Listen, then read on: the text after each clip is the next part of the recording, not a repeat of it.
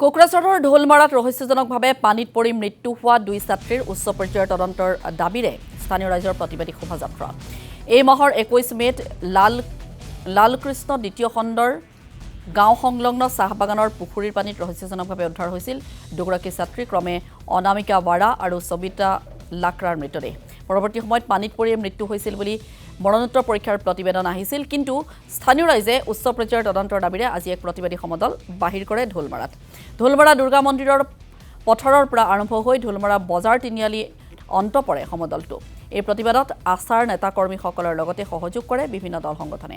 নিহত ছাত্ৰী দুগৰাকীক ন্যায় প্ৰদানৰ দাবীৰে হাতে হাতে বিভিন্ন বেনাৰ পোষ্টাৰ প্লেকাৰ্ড লৈ বাহিৰ কৰে এই সমদল।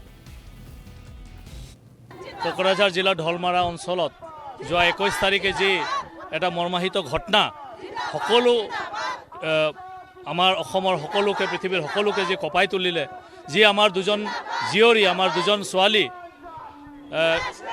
স্কুলীয়া ছোৱালী যি ছাত্ৰী অনামিকা আৰু চাৰিতা, তেওঁলোকৰ আকস্মিক আমি যি মৃত্যুৰ ঘটনা আমি গম পাওঁ।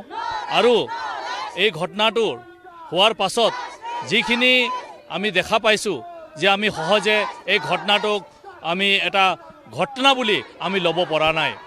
আজি আমি সদৌ অসম আদিবাসী ছাত্ৰ সন্থা বুলি নহয়, কোনো এটা সংগঠনে হওক বা এই অঞ্চলৰ প্ৰত্যেকজন ৰাইজ হওক বা প্ৰত্যেক তেওঁলোকৰ মা দেউতাই হওক, যে এই ঘটনাটোক সহজে তেওঁলোকে ল'ব পৰা নাই। তাৰ কাৰণে আমি এই ঘটনাটোৰ ওপৰত কিবা এটা ৰহস্য নিশ্চয় আছে বুলি আমি ধৰি লৈছোঁ।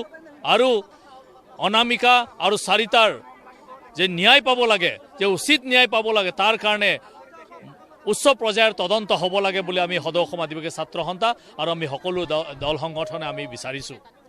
আমি তেওঁলোকৰ পৰিবাৰে যে উচিত ক্ষতিপূৰণ পাব লাগে বুলি আমি দাবী জনাইছোঁ।